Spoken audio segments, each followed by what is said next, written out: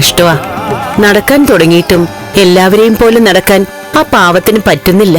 ആ, കുറച്ചു നാളത്തേക്ക് അത് നല്ലതാ.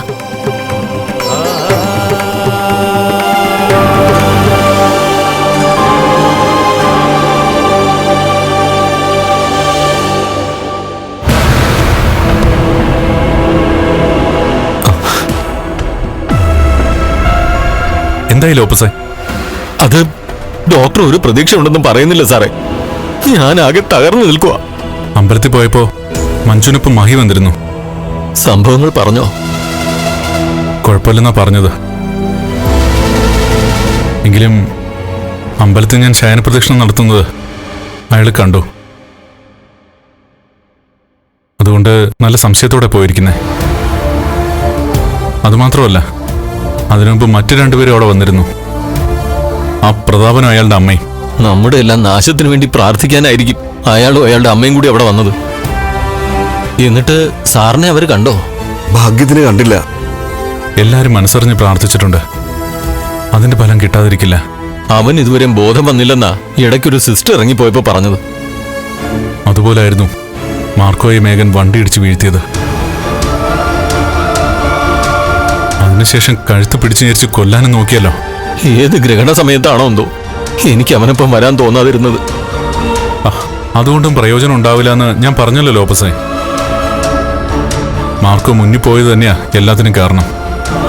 കാർ പാഞ്ഞു വന്ന് ബുള്ളറ്റിലിടിക്കുമ്പോ ബുള്ളറ്റ് ഇരിക്കുന്നവർക്കൊന്നും ചെയ്യാൻ പറ്റില്ല. അവൻ എന്ത് പറ്റിയെന്ന് അറിയില്ലല്ലോ സാറേ. എന്റെ മാർക്കോയ്ക്ക് എന്തെങ്കിലും സംഭവിച്ചാ പിന്നെ മേഘനില്ല സാറേ. മാർക്കോയ്ക്കൊന്നും സംഭവിക്കില്ല എന്ന് തന്നെ കരുതാം. ഞാനിന്ന് ഡോക്ടറെ പോയി കാണട്ടെ.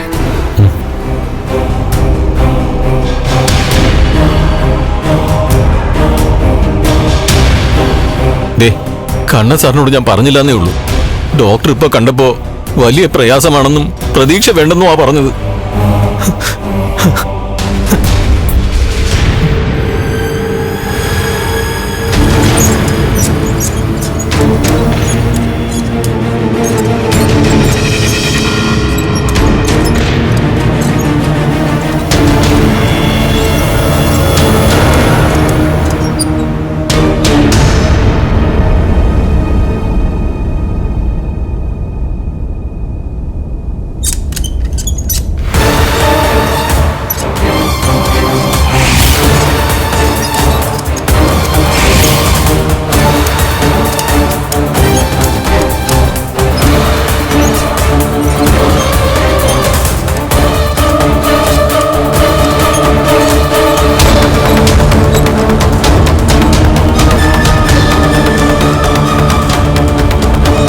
ഇവൻ ഇപ്പോഴാണല്ലോ ഇവിടെ എത്തിച്ചത്. അവൻ മരിച്ചിട്ടില്ല.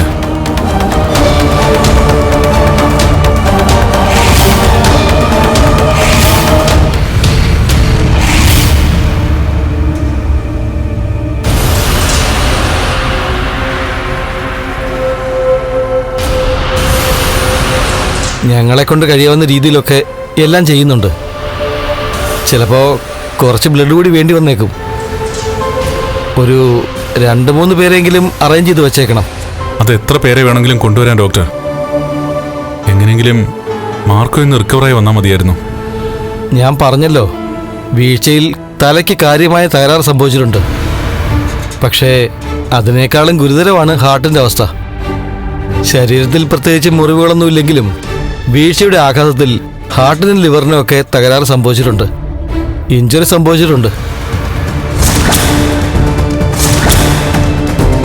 ECGയുടെ വേരിയേഷൻ കൺട്രോൾ ചെയ്യാൻ പറ്റുന്നില്ല. നല്ല ഹെൽത്തുള്ള ആളായതുകൊണ്ടാണ് സ്പോട്ടിൽ മരിക്കാഞ്ഞത്. ഇപ്പോഴും പക്ഷെ കാര്യങ്ങളൊന്നും പന്തിയല്ല. BP ഒക്കെ ഏറിയും കുറഞ്ഞു ഇരിക്കുക. ഇവിടെ പലപ്പോഴും അയാളും അയാളുടെ ഫ്രണ്ട്സും ഒക്കെ ബ്ലഡ് തരാൻ വരാറുണ്ട്.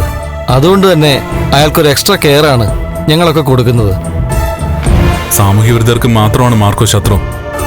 അല്ലാത്തവർക്ക് ഏത് പാതിരാത്രിയിലും എന്ത് സഹായം ചെയ്തു കൊടുക്കുന്നവനാ. എനിക്കെൻ്റെ അനിയനാണ് സാറേ അവൻ. അതുപോലെ തന്നെ എൻ്റെ വൈഫിന് അവൻ ആങ്ങളെയാ.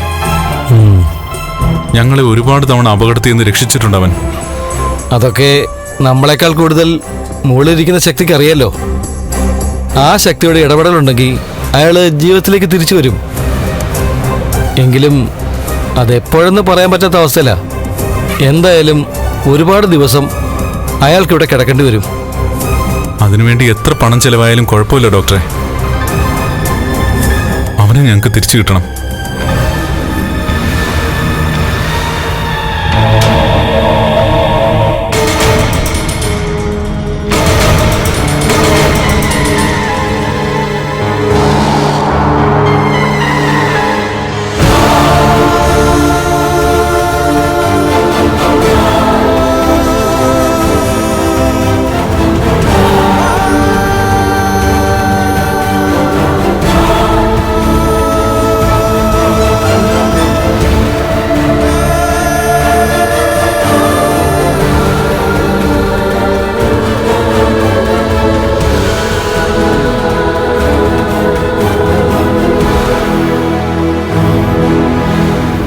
പൾസ് ഓക്കെ ആണല്ലോ?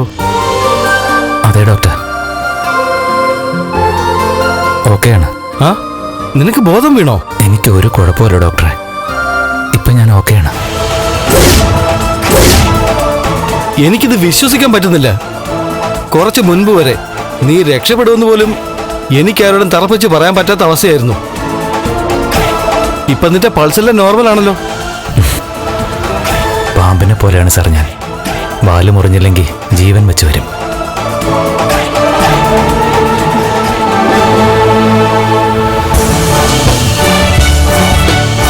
ബ്ലീഡിംഗ് ഒക്കെ നിലച്ചല്ലോ.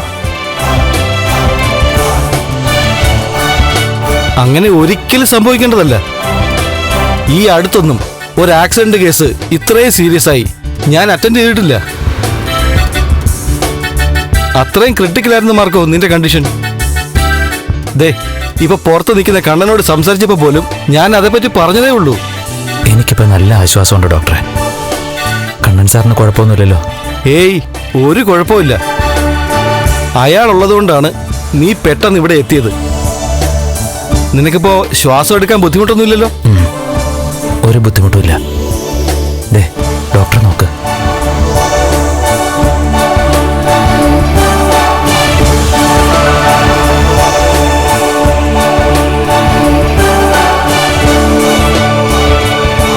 ഞങ്ങളുടെ മിടുക്കല്ല ഇവിടെ കണ്ടത്, നിന്റെ മനസ്സിന്റെ ധൈര്യമാ.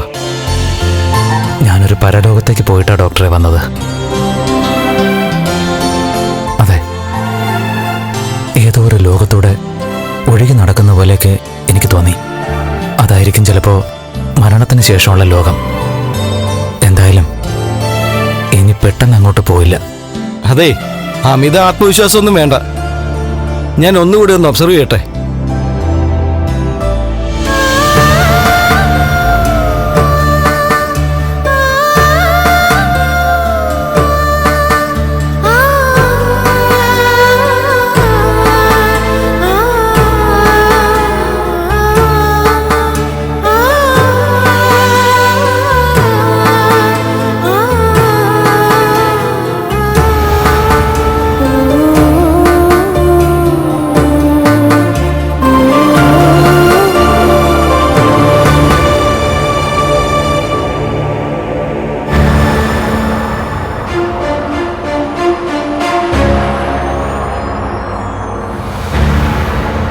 ഒരുത്തനെ കാഷ്വാലിറ്റിയിലേക്ക് കൊണ്ടുപോയിട്ടുണ്ട്.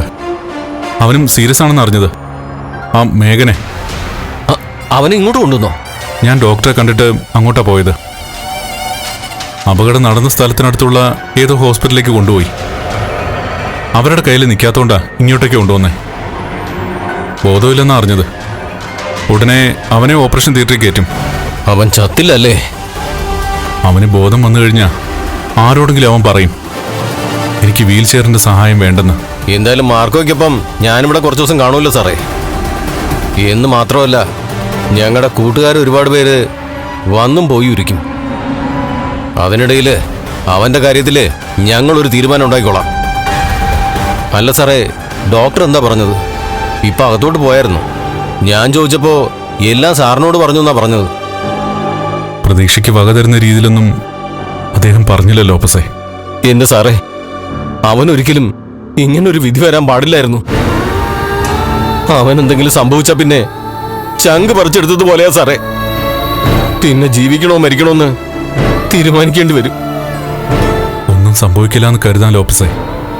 ഞാൻ മാത്രമല്ല, മാഹി ഉൾപ്പെടെ അവനെ സ്നേഹിക്കുന്ന എല്ലാവരും അവനു വേണ്ടി പ്രാർത്ഥിക്കുന്നുണ്ട്. ദൈവം കൂടെ നിൽക്കുമെന്ന് കരുതാം.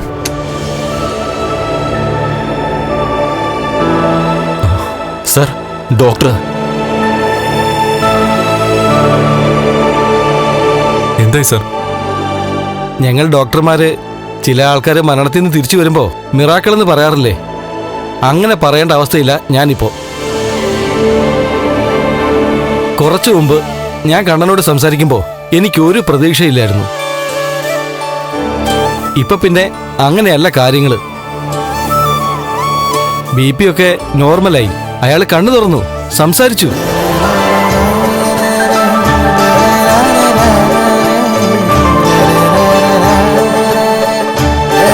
അത് മാത്രമല്ലൂടെ കണ്ണ, തലയിലും നെഞ്ചിലുമൊക്കെ നല്ല മുറിവുണ്ടായിരുന്നു. അതൊക്കെ മരുന്നിന്റെ ശക്തി കൊണ്ട് ഒന്ന് ഉണങ്ങി വരാൻ മാസങ്ങളെടുക്കും. എന്നാലേ ഇവിടെ പെട്ടെന്ന് മുറിവൊക്കെ കരിഞ്ഞതുപോലെ ഇപ്പോ. എന്താ സംഭവിച്ചെന്ന് എനിക്ക് മനസ്സിലാവുന്നില്ല. അപ്പൊ ഇനി കുഴപ്പമൊന്നും ഇല്ലല്ലോ ഡോക്ടറെ? ഇപ്പോഴത്തെ കണ്ടീഷൻ വെച്ച് കുഴപ്പമില്ലാന്ന് വേണം പറയാൻ. ECGയിൽ വേരിയേഷൻ ഒന്നുമില്ല.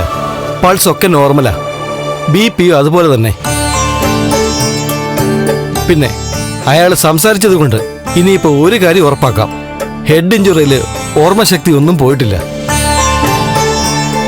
അതുപോലെ തന്നെ ഒരു കുപ്പി ബ്ലഡിന്റെ ആവശ്യമേ വന്നിട്ടുള്ളൂ. ഇനി ബ്ലഡിന്റെ ആവശ്യമൊന്നുമില്ല. ഇത് വല്ലാത്തൊരു അത്ഭുതം തന്നെയാടോ. 2-3 മാസം ഇവിടെ കഴിഞ്ഞ ശേഷം ചിലപ്പോ ഈ ഒരവസ്ഥയിൽ എത്തിയേക്കും. അങ്ങനെ മാത്രം പറയാൻ പറ്റുന്നൊരവസ്ഥയിൽ നിന്നുവാ അയാൾക്ക് ഈ രീതിയിലൊരു മാറ്റം വന്നിരിക്കുന്നത്. അയാളെക്കുറിച്ച് ഒരു പറച്ചിലുണ്ടായിരുന്നു, മുറിച്ചിട്ട മുറി കൂടുമെന്നൊക്കെ. അതെ, വെറും പറച്ചിലല്ല, മുറി കൂടുന്ന ശരീരം തന്നെയാ. അപ്പോഴേ കണ്ടീഷൻ ഇതാണെങ്കിൽ ഉടൻ തന്നെ അയാളെ ഐസിയുവിൽ നിന്ന് മാറ്റാം. എന്നാ ശരി.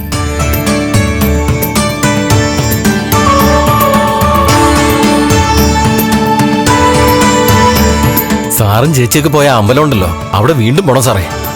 വിളിച്ചു പറഞ്ഞിട്ടായാലും അവിടെ നടത്താനുള്ള പൂജയൊക്കെ നടത്തണം. ഏതോ ശക്തിയുള്ളൊരു അമ്പലമാ. അതിലുപരി മാർക്കോ ചെയ്ത നല്ല കാര്യങ്ങള് ദൈവത്തിന്റെ മുമ്പിലുണ്ട്. അവനല്ലെങ്കിലും ദൈവവുമായിട്ട് അടുത്ത് നിൽക്കുന്ന ആളാ സാറേ. അവന്റെ പോക്കറ്റിലുള്ള വേലുണ്ടല്ലോ, അതിനൊക്കെ ഭയങ്കര ശക്തിയാ. അവൻ മുരുക ഭഗവാനെ ഉപാസിക്കുന്ന കൂട്ടത്തിലാ. അതൊക്കെ അവനെ തുണച്ചുവെന്ന് വേണം പറയാൻ. മഹിയെ കണ്ടപ്പോ വലിയ കുഴപ്പമൊന്നുമില്ലാന്ന് പറഞ്ഞ് സമാധാനിപ്പിച്ചാ വിട്ടത്. എങ്കിലും അയാൾക്ക് നല്ല സംശയം ഉണ്ടായിരുന്നു. ഇനിയിപ്പോ തറപ്പിച്ചങ്ങ് പറയാലോ ഒരു കുഴപ്പമില്ലാന്ന്.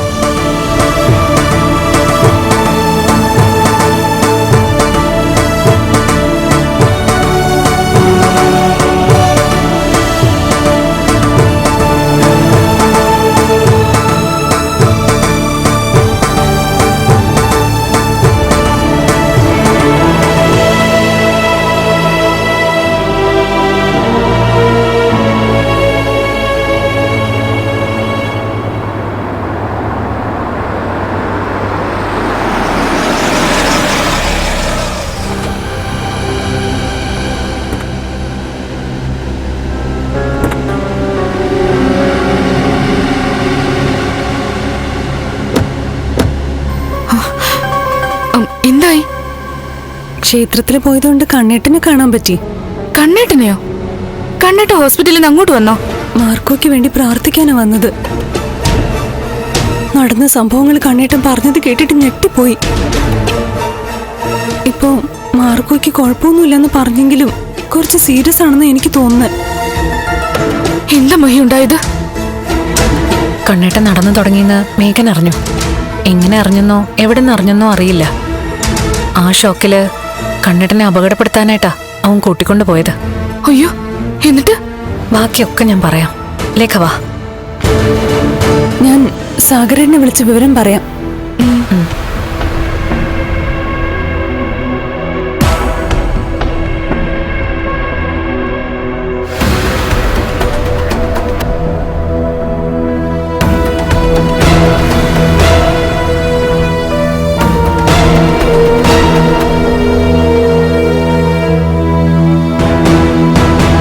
ഇത് വല്ലാത്ത സംഭവമായി പോയില്ല മഹി.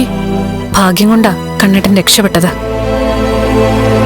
പക്ഷേ ഏത് സമയത്തും ഏത് പാതിരാത്രിയിലും ഞങ്ങളുടെ സഹായത്തിന് ഓടിയെത്തുന്നവനാ മാർക്കോ. അവൻ എനിക്കെന്റെ ആങ്ങളെ പോലെയാ. അതുകൊണ്ട് അവൻ ഒരാപത്തും വരാൻ പാടില്ലല്ലേക്കേ. കൃത്യസമയത്ത് തന്നെ കണ്ണേട്ടൻ മാർക്കോയെ ഹോസ്പിറ്റലിൽ എത്തിച്ചല്ലോ. അതുകൊണ്ട് ഇനി പേടിക്കാനൊന്നുമില്ല എടുത്തി. പിന്നെ എന്തിനാ കണ്ണേട്ടൻ പതിവില്ലാതെ അമ്പലത്തിൽ വന്നത്? അവിടെ ശയനപ്രദക്ഷിണം നടത്തിയത് എന്തിനാ? കാര്യമായിട്ട് എന്തോ സംഭവിച്ചിട്ടുണ്ടോ മഞ്ജു? പരിക്ക് പറ്റി കിടക്കുന്ന മാർക്കോയെ കാണാൻ പറ്റാത്തോണ്ടാ ഞാൻ അങ്ങോട്ട് പോവാതിരുന്നത്. കണ്ണേട്ടൻ മേഘനെ കാണാൻ തോമസ് സാറിന്റെ വീട്ടിലേക്ക് പോയതിൽ തെറ്റില്ല. പക്ഷേ അവൻ പുറത്തേക്ക് പോവാൻ വിളിച്ചപ്പോ ഡ്രൈവറെ ഒഴിവാക്കിയിട്ട് കണ്ണേട്ടൻ അവനൊപ്പം പോയത് ഒട്ടും ശരിയായില്ല. ഇതൊക്കെ ആരോട് പറയാനല്ലേഖേ? സൂക്ഷിക്കണമെന്ന് ഞാൻ ഏത് നേരവും പറഞ്ഞുകൊണ്ടിരുന്നതാ. എന്നിട്ടിപ്പോ എന്റെ വാക്കിന് ഒരു വിലയും തന്നില്ല.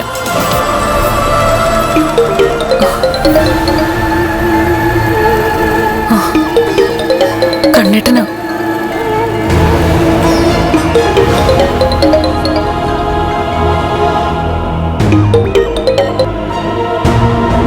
ഹലോ കണ്ണേട്ടാ. ഡോക്ടർ ഇപ്പൊ പുറത്തേക്ക് വന്നിരുന്നു. മാർക്കോയ്ക്ക് ഒരു കുഴപ്പമില്ല. ഡോക്ടറെ പോലും ഞെട്ടിച്ചുകൊണ്ട് മാർക്കോ റിക്കവർ ആയെന്നാ പറഞ്ഞത്. എന്നെ സമാധാനിപ്പിക്കാൻ വേണ്ടി എന്തിനാ കണ്ണേട്ട ഇങ്ങനെയൊക്കെ പറയുന്നേ? ഇനിയെങ്കിലും നടന്നത് എന്താന്ന് പറ. നടന്നെന്താണെന്ന് ഞാൻ പറഞ്ഞല്ലോ മഹി. ഇവിടെ കൊണ്ടുവരുമ്പോ മാർക്കോയ്ക്ക് കുറച്ച് സീരിയസ് ആയിരുന്നു. എന്നാ ഇപ്പൊ താൻ മഞ്ജുവിനെ ലേഖയും കൂട്ടി വരുന്നെങ്കിൽ വന്നോ. ഇവിടെ വന്ന് മാർക്കോയെ കാണുമ്പോ തനിക്ക് കാര്യം മനസ്സിലാവുമല്ലോ. അവനൊരു കുഴപ്പമില്ല. ഡോക്ടറെ പോലെ അത്ഭുതപ്പെടുത്തിക്കൊണ്ട് അവൻ ജീവിതത്തിലേക്ക് തിരിച്ചു വന്നു എന്നാ ഡോക്ടർ ഇപ്പൊ എന്നോട് പറഞ്ഞത്. ഞാനും താനൊക്കെ പ്രാർത്ഥിക്കുന്ന ദൈവങ്ങളുടെ ശക്തി, അതുകൊണ്ടാണ് ഇങ്ങനെ സംഭവിച്ചത്. നമ്മള് കൃത്യസമയത്ത് തന്നെയാ ആ ശക്തിയുള്ള അമ്പലത്തിലേക്ക് ഒരുമിച്ചെത്തിയത്. ഭഗവാൻ നമ്മുടെ വിളി കേട്ടു എന്ന് വേണം കരുതാൻ. കണ്ണേട്ടൻ പറഞ്ഞത് ഞാൻ വിശ്വസിക്കാം. എന്നാലും മുറിവേറ്റ് കിടക്കുന്ന മാർക്കോയെ കാണാൻ എനിക്ക് വയ്യ കണ്ണേട്ടാ. പിന്നെ തനിക്കൊരു സന്തോഷ വാർത്ത കൂടിയുണ്ട്. മാർക്കോയെ കാറടിച്ച് വീഴ്ത്തിയവനെ ഇവിടെ കൊണ്ടുവന്നിട്ടുണ്ട്. മറ്റേതോ ഹോസ്പിറ്റലിൽ കൊണ്ടുപോയിട്ട് അവിടെ എടുക്കാത്തോണ്ടാ ഇങ്ങോട്ട് കൊണ്ടുവന്നിരിക്കുന്നേ. മേഘനും വളരെ സീരിയസ് ആക്കി. ഞാനിടയ്ക്ക് തന്നെ വിളിച്ചോളാം.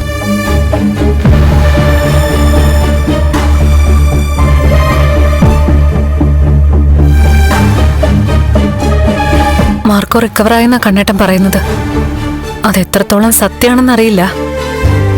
അതിനൊപ്പം മറ്റവനെ അങ്ങോട്ട് കൊണ്ടുവന്നെന്ന് പറഞ്ഞു, മേഘനെ. അവൻ ചത്തോ എടുത്തി? ഇല്ല, സീരിയസ് ആണെന്നാ പറഞ്ഞത്. മാർക്കോയുടെ കാര്യത്തിൽ സംശയം ഉണ്ടെങ്കിൽ നമുക്ക് ഇടയ്ക്ക് അങ്ങോട്ടേക്ക് പോവാം മഹി. പിന്നെ മുറിവേറ്റ് കിടക്കുന്ന മാർക്കോയെ കാണണ്ടെന്ന് മഹി വാശി പിടിച്ചതുകൊണ്ടാ അപ്പോഴത് വേണ്ടാന്ന് വെച്ചത്. സാഗരേട്ടൻ പറഞ്ഞെനിക്കറിയാം, നല്ല ഉറപ്പുള്ള ശരീരവും മാർക്കോയുടെ, ഉരുക്ക് പോലെയാന്ന്. അതുകൊണ്ട് ആ ശരീരം പെട്ടെന്ന് സെറ്റാവും ചേച്ചി. അല്ലെങ്കിലും മാർക്കോയെ പോലുള്ളവരെ ദൈവം അധികം വേദനിപ്പിക്കില്ല. ഇന്നത്തെ കാലത്ത് അതുപോലുള്ള ചെറുപ്പക്കാർ കുറവാ. മാർക്കോയുടെ നില കുറച്ചുകൂടെ മെച്ചപ്പെടട്ടെ, എന്നിട്ട് നമുക്ക് മാർക്കോയുടെ അടുത്തേക്ക് പോവാം.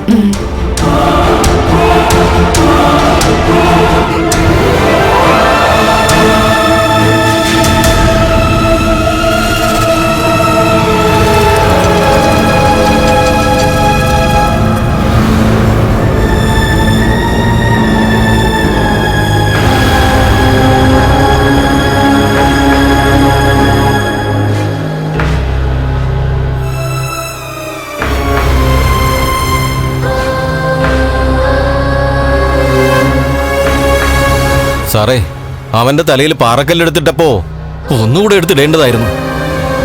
ആ സമയത്ത് മരണം ഉറപ്പിക്കണമായിരുന്നു സാറേ. അതിനുള്ള സാവകാശം ഇല്ലല്ലോ. മാർക്കോയെ എത്രയും വേഗം ഹോസ്പിറ്റലിൽ എത്തിക്കണം. അതുമാത്രമായിരുന്നു ആ സമയത്ത് എന്റെ ചിന്ത. എന്തായാലും നമ്മുടെ പ്രാർത്ഥനയ്ക്കൊക്കെ ശക്തിയുണ്ടെന്ന് മനസ്സിലായി. ആ അയ്യപ്പ ക്ഷേത്രത്തിൽ പോയി ശയനപ്രദക്ഷിണം നടത്തിയത് വെറുതെ ആയില്ല.